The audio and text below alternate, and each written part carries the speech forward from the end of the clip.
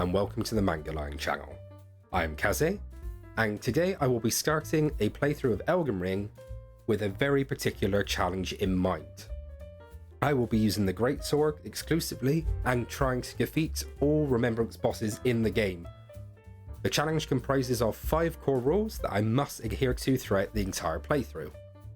Rule number 1, I can only use the Greatsword.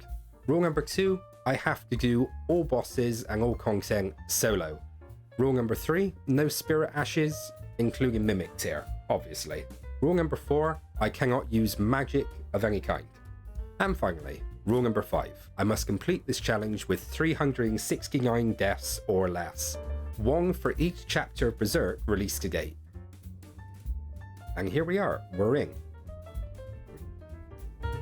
This video will mostly cover how I set up the run and how I do a few cheeky little things to give myself a bit of an edge early on. So I'm going to try and fight this guy, though I'm almost convinced I won't be able to beat it.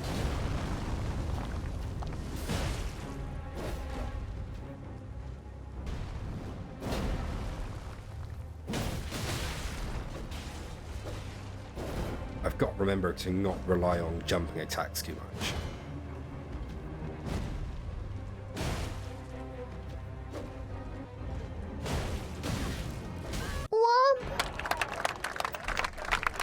There we go, first death. Knew it was coming, it was kind of unavoidable, but it still counts. Okay, so here's our build. I am Berserk Kaze III, because this is my 3rd attempt to try and record this bloody thing. And we are starting off as a level 1 wretch. So all of our stats are currently at level 10. We are going to need to work on this immediately so that we can actually use the Greatsword. So at this early stage, we just need to run around, activate a few fires. But we're basically running to get Torrent as fast as possible. I offer you an accord.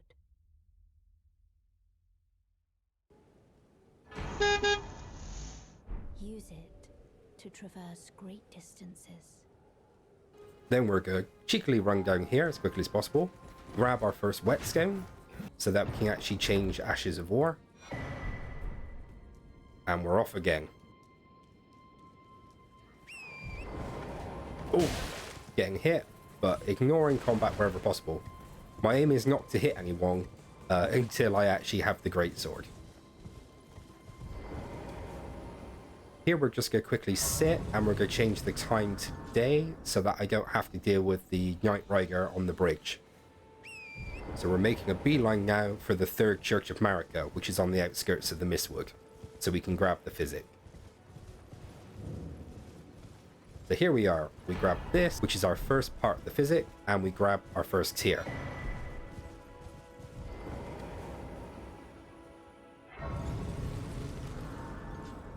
I'll upgrade the flask immediately, allocate it all to health because we're not using magic.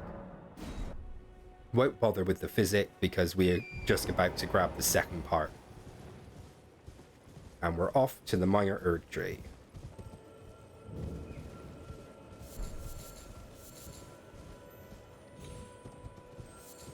And with that, we can set up our first physic. I'm going with the Spiked Crack tier first and the Green Spill Crystal tier.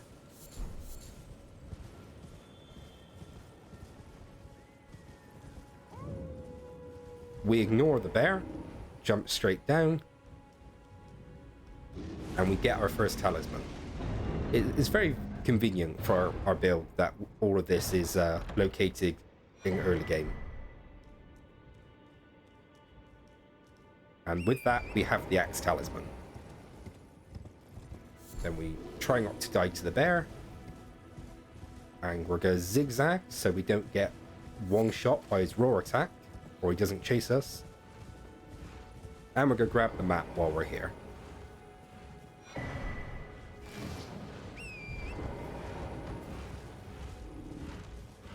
I will cut out a lot of this, but I'm going to do a lot of this of just running around on target at full speed, hoovering stuff off. So we teleport back to the 3rd Church of Marika, and now we're going to do the very cheeky bit of our setup. We're going to go back here, use this portal to travel to the best place in the world. Yes, welcome to hell. We are in post-Brexit England.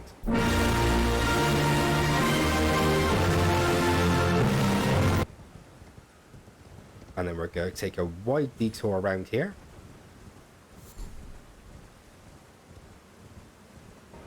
We come down, sit at this grace, just in case we get one-shot by anything around here. From this grace, we're going to double back a bit. We're going to go right and go follow the path down. Now we need to be careful to hug the cliff as we're going down to avoid the enemies and to avoid all of their poison traps. Like that one. As long as we don't get hit again, we should avoid actually being poisoned. Oh, got a bit close there. And providing it is day, we can again get across the bridge without having to deal with the Night Rider. This is where our cheeky exploit comes in. So we're going to sit to turn it to night. And then we're going to run up. And we're going to get his attention. And how do you get the attention of someone you want to attract? You smack their bum. Wait, whoa. Or just miss. But he's angry enough anyway. So now we kite him back over here. Being very careful. Go jump up here because he has to jump up to try and get us. So it gives us a bit of safety. And then we need to jump across this gap and try and lure him into doing the same.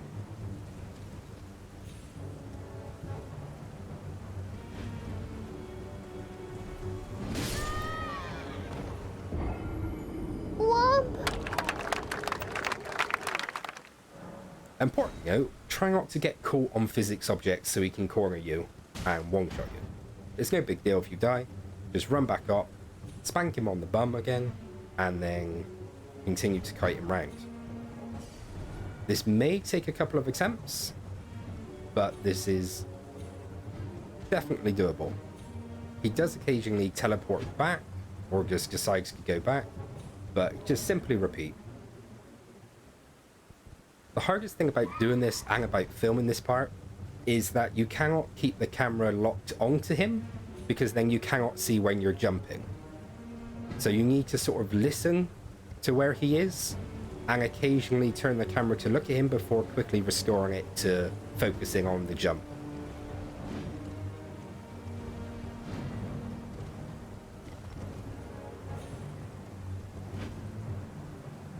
And there we go! It's that easy. Oh, I love this exploit. I hope they don't patch it again. So, with that, we've got Bloodhound Step, which may become useful later in the game. But for now, he is just giving us a crap load of souls. So here, we're going to upgrade our stats to get some of the minimums required for using the sword. So that's 12 dex, and if you're two-handing, which I am, should be 21 strength.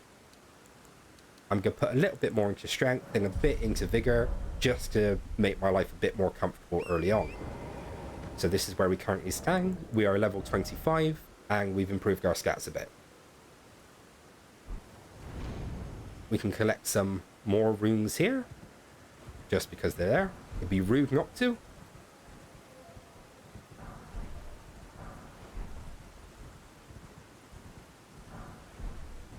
And then we have to run all the way through here.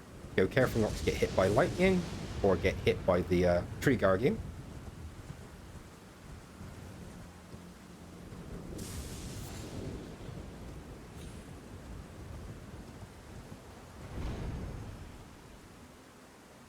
And this is where part 2 of my super sneaky setup comes into play. I'm going to use all my runes because I'm probably going to lose them in here.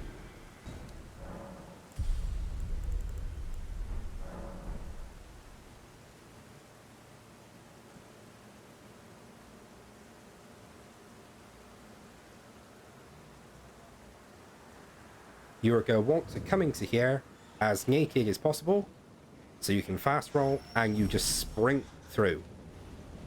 Trying not to get hit by anything and ideally not get poisoned. So I've been poisoned. This is not ideal, but we can try and out-heal this. We won't be here long. So interestingly, we need to come here anyway to get part of the Dectus Medallion. But we are here for something very special. Jump down onto the roof and run around here. Ignore any enemies who spawn. Drop down. Now, got to watch out for a rat who should be just there. Oh! Collect this. And I need to kite him over here a bit so I can get a running jump. Oh, he fell down. Excellent. Heal up, and then we're just go dodge roll past these. Go, go, go, go. Down. Run, run, run, run. Round the corner. And grab this. Yes, we've got it. We've got one of the best talismans in the game. Right at the start. Come on, lagger. Whoa. I can't believe I got away with that. Right, so we have got Radagon's Soreseal, which gives +5 to Vigor, Strength, Dex, and Endurance, but +15 damage taken. It is oh so wonderful. And then dodge roll out. Dodge roll, dodge roll, dodge roll, dodge roll, dodge roll, dodge roll, dodge roll. Never stop dodging. Touch base. Yes. Whew, that went better than I thought. And then we're just going to work our way back through Dragon Barrow, collecting the map, resting it here, and then come back into normal Caellid. And with this, we can finally attempt to get the sword. Now, for some reason, I thought it would be a good idea to deliberately activate the Berg, who will activate if you go anywhere near the sword anyway, and try and kite him out the way. But I seem to have gotten bored of this plan, and immediately run back to the sword, kiting the bird back as well. Oh shit. Womp. It's fine, we respawn here, check. Okay, no, we didn't manage to pick up the sword. It's open, so we've just got to run up and grab it now. We're just going to go straight in, not bother with the inefficient kiting. Jump. Oh, it's shut, but it lets me pick up the sword anyway. Never mind. Just keep rolling. Just keep rolling. Oh. Oh. Okay. Got unbelievably lucky there. God, I love these things. They do more damage to each other than me. But I'm not going to hang around and play. We're going to sit here and take the time to activate our physic. With this, our physic will increase our endurance, and we will do more charge damage, which will stack with the axe talisman. And we can finally touch our maiden's hand. Let my hand rest upon you for but a moment.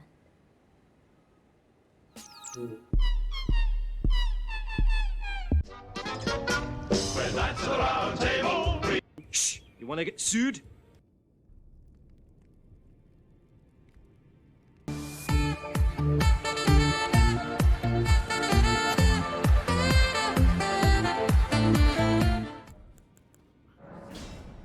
And we're just going to check. Go upgrade our sword for the first time.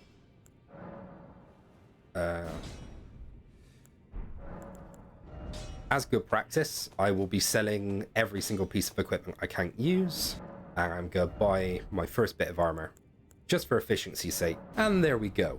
We have our sword, we have the stats to use it, we're level 25, we've got some runes in the bank, and we've got a little bit of armor. So in the next video, we will be heading off to Stormvale Castle and starting the challenge properly.